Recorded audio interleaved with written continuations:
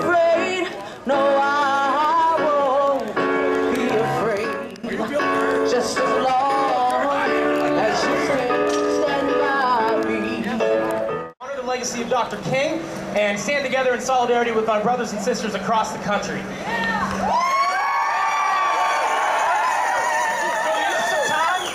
Fired up and go ahead and lead y'all in a few chants. So let's get going here. So the first one goes like this. You're all pretty familiar with it, I'm sure. It goes like this. Tell me what democracy looks like. No, that's not it at all. You don't know it, apparently. Yeah, let's do it again. Tell me what democracy looks like. This is what democracy looks like. Tell me what democracy looks like. This is what democracy looks like. One more time and louder. I think they heard you maybe down the block, and if we're lucky, down in Vancouver, but that's not good enough. Tell me what democracy looks like. This is what democracy looks like. Tell me what democracy looks like. This is what democracy looks like. All right, not bad, not bad. Yeah, I think maybe down past the block, downtown Portland, they're hearing us loud and clear. But I want all the folks in the Midwest and down in Wisconsin and Madison and that bastard Scott Walker to hear your voices loud and clear. So let's try this one. Are you ready to fight? Damn right! Are you ready to fight? Damn right! Are you ready to fight? Damn right! Nice, all right, I got one more because I want to make this quick. This is my new favorite. I think they heard you down there in Madison, if we're lucky. But you know what, let's take it a step further. From your toes all the way up to the top of your head, as loud as you can.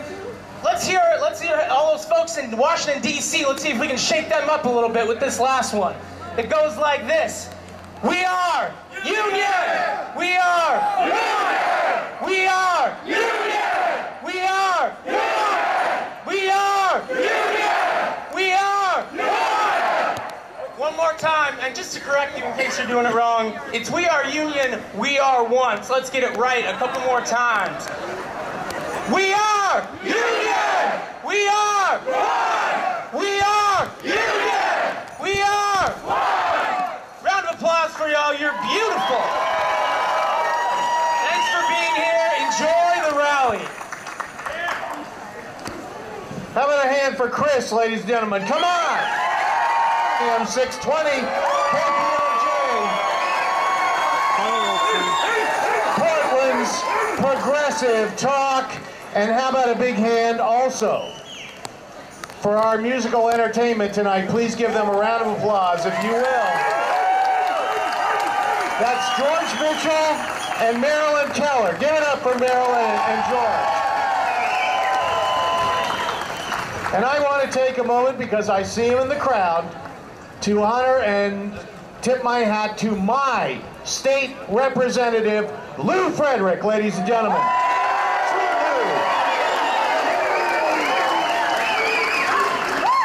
We are here tonight to honor the life of Dr. Martin Luther King Jr.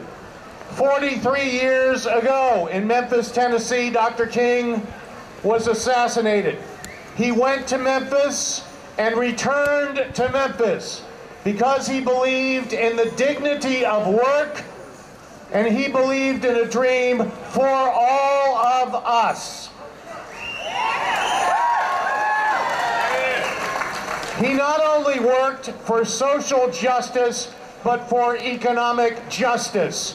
He knew a fair paycheck was the key to whatever American dream any of us desire to. We are now at a crossroads and a tipping point in this country. Real wages have declined in this country since 1973. In the 1950s, the share of federal taxes from corporations was more than 30%. Today it is 6.6%. This bill of goods has been sold to the people with three lies. One, supply-side economics, that cutting taxes for the rich will trickle down to us. It is a lie. We have been told that any regulation of a business attacks freedom. That is a lie. And we have been told for 30 years that unions do not work in the interests of working Americans. That is a lie. And we have reached a point in this country where corporations such as General Electric can make $14.2 billion in profit and not pay a dime of taxes to the federal government.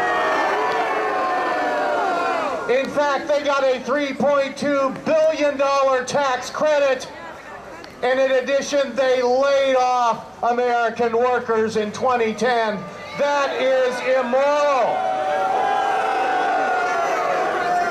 Not only that, but 10 other of our largest corporations also got a tax credit. 2/3 of the corporations in this country paid no taxes to the federal treasury in 2010, and we are told now that we are the enemy. The teachers, the firefighters, the cops, the transit workers, the longshoremen, the electricians. We are a democracy, not corporatocracy, ladies and gentlemen. We are democracy. Tomorrow morning, Paul Ryan, the Republican budget writer, will unveil his 10-year budget. He will propose eliminating Medicaid by sending block grants to the states. He will propose the end of Medicare by throwing it to the private insurance market that cares about profit and not health. He won't get away with it because of us. We are told by Mr. Ryan that this will save $4 trillion over the next 10 years. Well, I have news for Mr. Ryan. If we returned to the tax rates on the top 2% of the wealthiest Americans that were in place during Bill Clinton, we would gain $4 trillion over the next 10 years. I have more news for Mr. Ryan. If we asked corporations to end their tax havens and made them end their tax havens and their accountings, we would bring in another $1 trillion over the next 10 years. I have some more news for Congressman Ryan. If he listened to our Congressman Peter DeFazio and instituted a 1/4% tax on stock transactions for the big buck flippers that caused this financial meltdown, we'd have another $1 trillion over the next 10 years. And I have further news from Mr. Ryan. If we bring our troops back from Afghanistan, we will save another $1 trillion over 10 years. That is $7 trillion. With that kind of thinking, we not can only save Medicare, we can afford Medicare for all.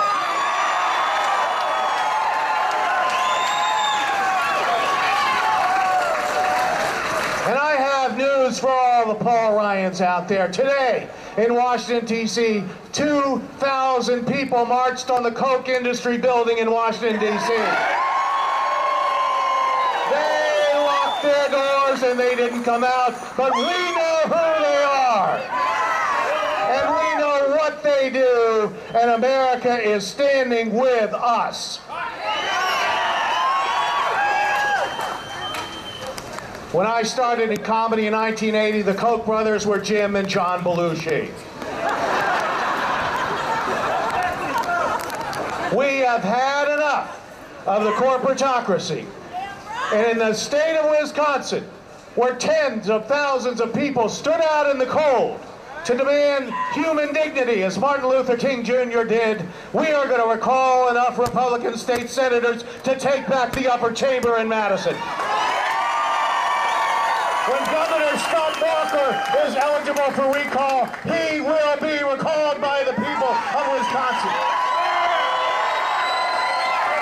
And this November, John Kasich's union-busting bill in Ohio will be overturned by the voters of that state.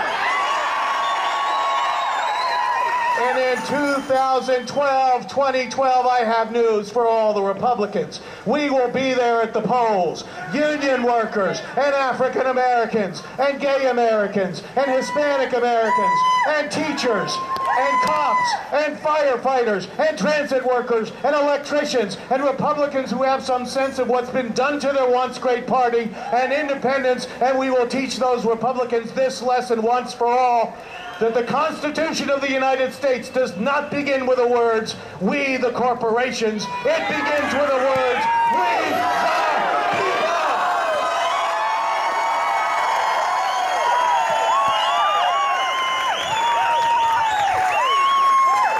I have been proud to speak for Portland and Oregon. This is one of the most progressive states in the country, and we are that because of you and the leaders like Tom Chamberlain on this stage.